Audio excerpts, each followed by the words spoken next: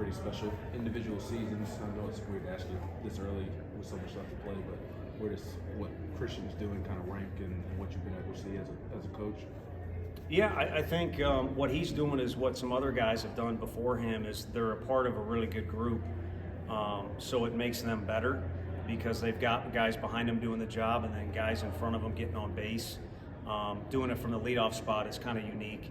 And then, since he's been a freshman too, he's done it, in important situations too. When the competitiveness is about as high as it can get, or the fire's burning about as hot as you can imagine. So there's a lot of different things you could throw at it, and it's a long conversation we could have. And it'll be a really fun one, like you said, kind of when the season is over or when his career is over.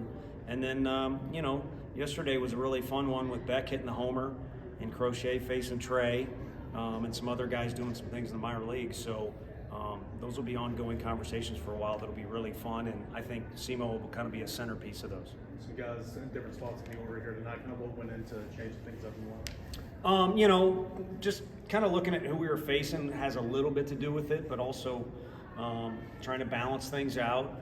And then, looking to put some people on notice that they need to do a little bit better. And Backus with what he did. I mean, I've kind of repeatedly said all those guys deserve whatever they get. I mean, Bradkey's sitting there, Bargo, but we give Backus the nod tonight. Didn't go well for him, but as long as we get some productivity out of each spot in the lineup, just a quality at bat or two, and Reese kind of picked us up there at the end with his swing that he took. But I think it's nice that this group is flexible. Like I've said before, a couple years ago, and then even the year before, you had guys slated in very specific spots, whether it be on the mound or in the lineup. And I don't know that we'll ever get to that spot where it's just stationary. It might be, from one game to the next, we assess what we think is best. You mentioned wanting to kind of send a message that nothing's guaranteed to some guys. You feel like those guys responded the right way? Yeah, I think so. I think KT needs to have a good approach at the plate, and he certainly did that tonight. It started in here. He's very determined, and then kind of followed into his work during BP, and then in the game, even one of the at bats that didn't go his way, you saw a good approach and a right mindset. And I think it's not just him. I mean, it depends on which game it is. This thing goes in cycles, and everybody in our lineup has a chance to be the best guy that night, and everybody in the lineup has a chance to maybe struggle that night in particular. So when you struggle, you can either get more competitive and more determined or not. And that might just be within the game because by number, they've got a bunch of other good arms. You see a guy that's in a groove and he makes it tough on you. Again, you can either feel defeated or pout or whatever it might be, or get more determined. There's a couple of very deserving names people talk about for SEC Player of the Year, but how important is it that Christian is in that conversation with the year that he's having? Yeah, I think he should be. I think if they were giving away an award for running hard down to first, he's probably going to finish, 367th or something like that. But, look at what Trey's doing. I think the one thing about Trey that year in particular, and Dylan Cruz is a freak, and I'm not supposed to say it because I work at Tennessee, but I love Sonny DeShera. He falls short of beating those two guys, but look what he's doing now. So I think those awards are awesome, and they're an honor, and probably something you should be proud of, but it's a marathon, it's a sprint, applies to our game more than anything. So I think what you want is to continue having success and play as long as you can and keep getting better, and Christian Moore has definitely done that, and I could see him continuing to do that when his time is done with us. But it's nice for the program. Like I said, other guys are making him better, and then there's days too where he goes out, and does it and makes it easier on other guys. What your assess calls he's out tonight? Good. He never really kind of got in like a flow or a rhythm like he tends to do at times, but he also, if you flip it, he never got into that situation where at times, maybe here and there, where a couple things snowplow,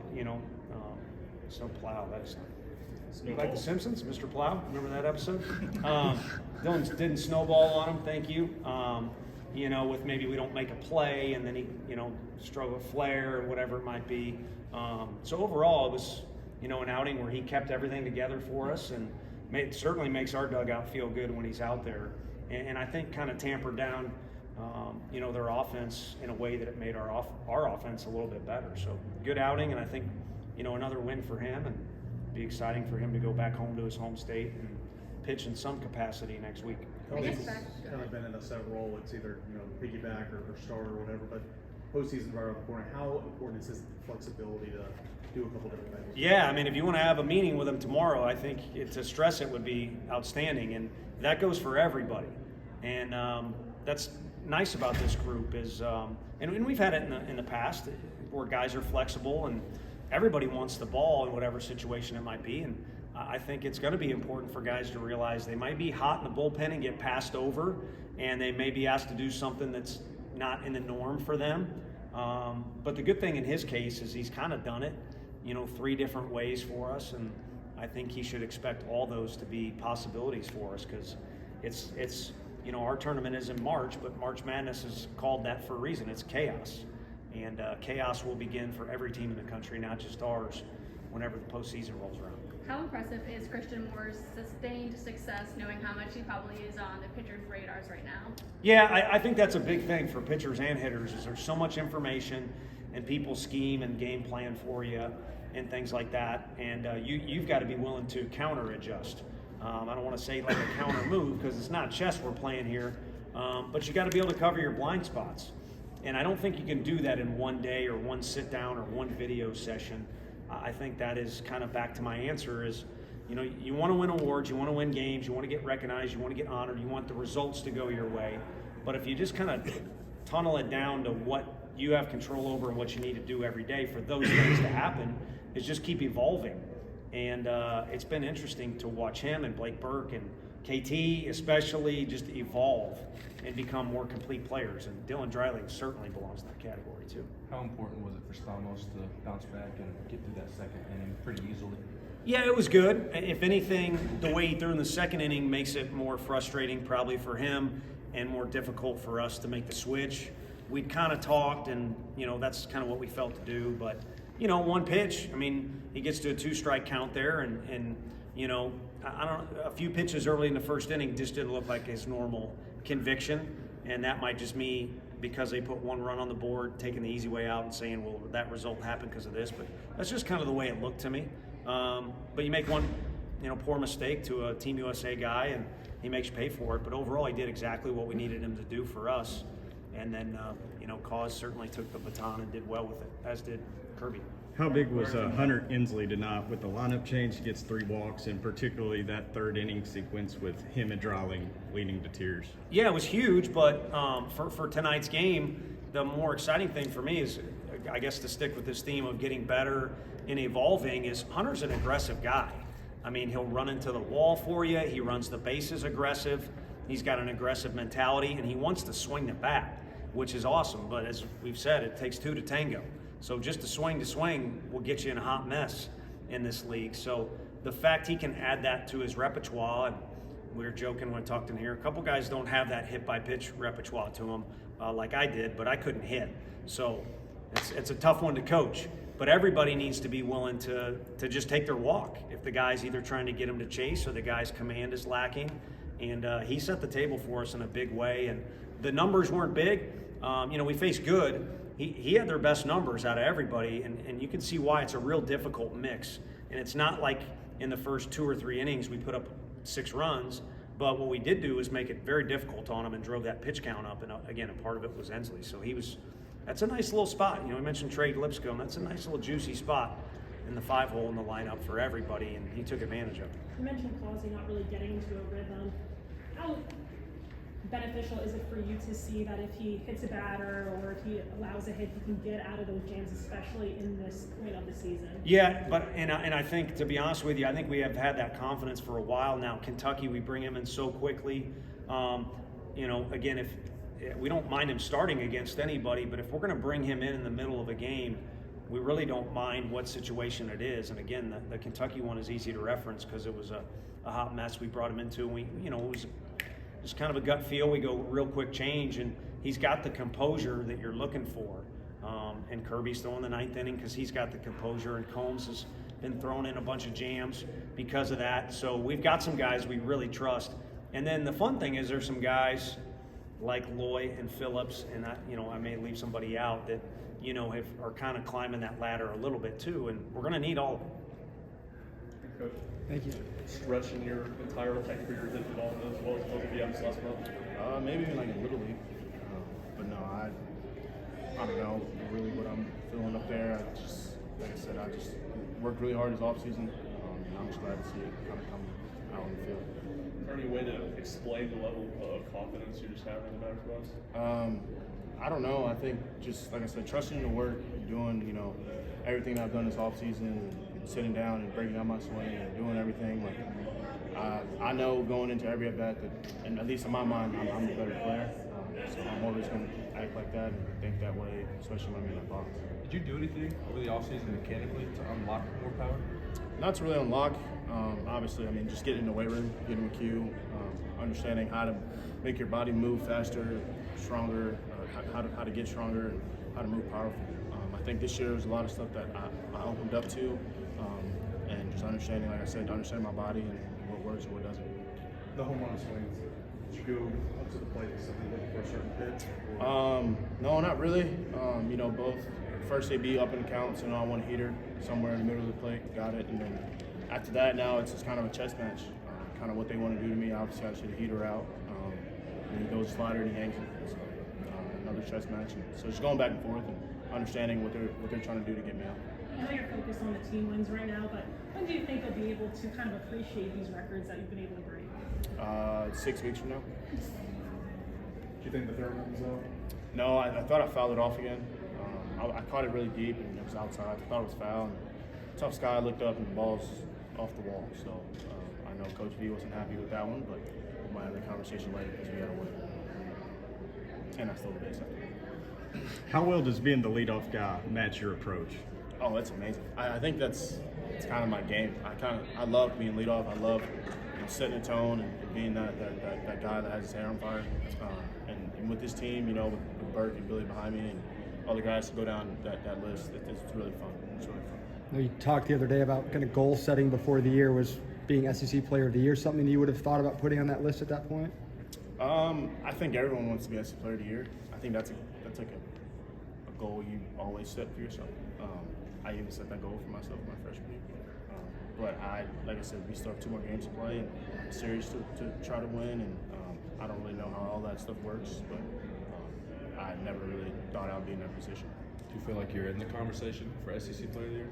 I don't know. I don't really have Twitter nowadays during season, so I don't know. And I'm sure Twitter's blowing up about it, but I don't know. I know there's a really good kid over at Georgia that hits a lot of home runs too. So if he wins or even Cags or whoever, good for them. And we're all friends, and I all know them, and I wish them the best of luck.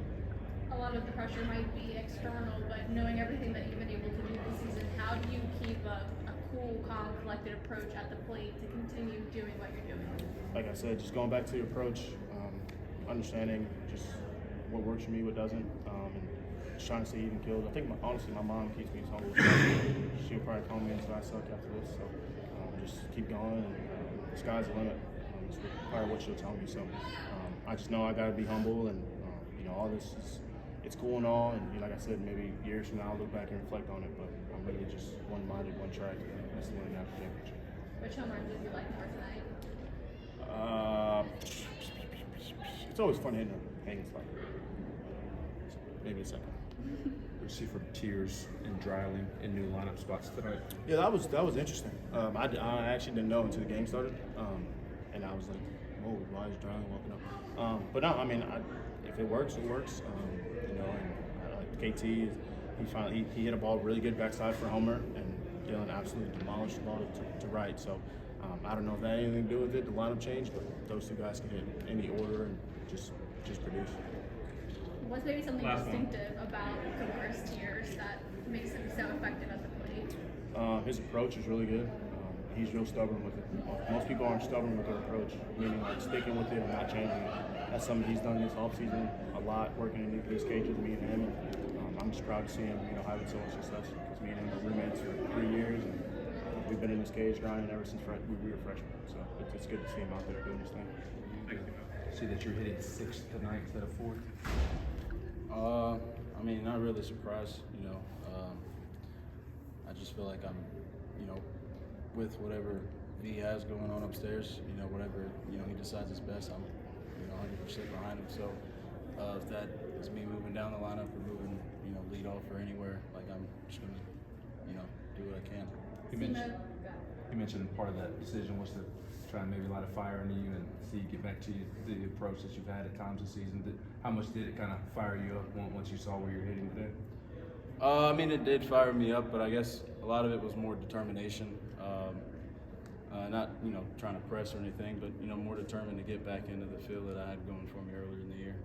Simo says you have a stubborn approach at the plate. Where does that kind of show most? Wait, can you?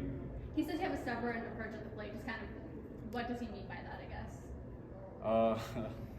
I guess one big thing is I don't really like to go outside of myself, or I try my best not to as much as possible. Which again, I mean, it's the same thing for him and I mean everybody in our lineup. So we are, as a whole, just really good at forming an approach and then sticking with it, and trying everything we can not to stray away from it. Do you feel like anything is clicking more for you these last few games? I mean, not really. You could get mechanical if you want, but I mean, whenever the game starts and we're on the field, mechanics are out the door, and it's just about beating the guy on the mound. How impressive is what Simo is doing at this point? I mean, it's pretty normal for me.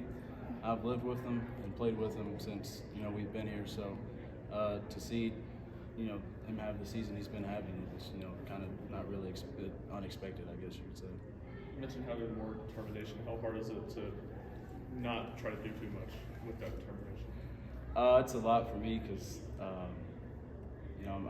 sometimes I do like to get anxious in the box, and sometimes I run away from it, or I just stray away from what my plan was. But a lot of it is just deep breathing, just trying to get as many deep breaths in before you get in the box. What did you see in that at bat where you hit the home run? Really, I was just I hit the fastball just right back at him. Kind of helped me stay through the ball a little bit and keep my direction. What makes that Stallnose-Causey stack so good for you guys on Friday or series opener? I mean, you got two discussing guys from each side of their arms, I guess you could say. Stom from the left side, just discussing, and he's probably one of the most competitive people I've ever seen. And then you got Causey, who's just, he's definitely going to be a big leaguer in my eyes in the future, and he's showing why out here. So I think that's whatever, he makes the lineup and our rotation and everything, but I think what we have now is pretty good. Did you like being in the sixth spot? Obviously, it was different. I think a couple of times you came on, there were already 2 outs for you. How did that change your approach or mindset in those instances? I mean, it didn't really change my mindset. Again, just being in the lineup and being able to go out there and compete is, what I want every day coming to the field. So wherever I'm at in the lineup, it's fine with me just as long as I'm out there competing. Christian's always shown that he's had pop in the bat. Obviously, it's not a surprise to see him get the double-digit homers, but surprised that he's flirting with 30 and showing this much pop. No, not really. Not really surprised. He may not. He likes to say it a lot of the times that I'm stronger than him, but I think he might have me beat a little bit. He's got a little bit more pop than I do. I got to give it to him. What do you think's allowed him anything mechanically or mentally this season to unlock a little more power? I mean, I guess nothing specifically that I know. I do know that he is a very smart thinker in how he goes about his work, and then making adjustments to whatever part of the game he needs to make adjustments. He's really good at that. So that might be one of the biggest roles that has helped him get to where he's at right now. I think 19 of his 26 home runs are in SEC games. How impressive is it that he's just been even better against in-conference play? I mean, again, it's who he is. He's just, Simo, I guess. He's very competitive. He's never going to back down. And I can tell you he loves being the villain. And he loves, hearing the crowd and everybody rooting for him. So I bet that gives him a little bit extra motivation when he steps in the box, too. What kind of player do you have to be to love being in that leadoff spot? Honestly, I've never been there, so I don't really know. I'm guessing maybe I'm not it, but No. For the most part, just I know one thing V does look for is just competitiveness. If you're going to compete every single pitch and not give it bats away, then you might find yourself in there anywhere in the lineup. Thanks, AT. Thanks, everybody.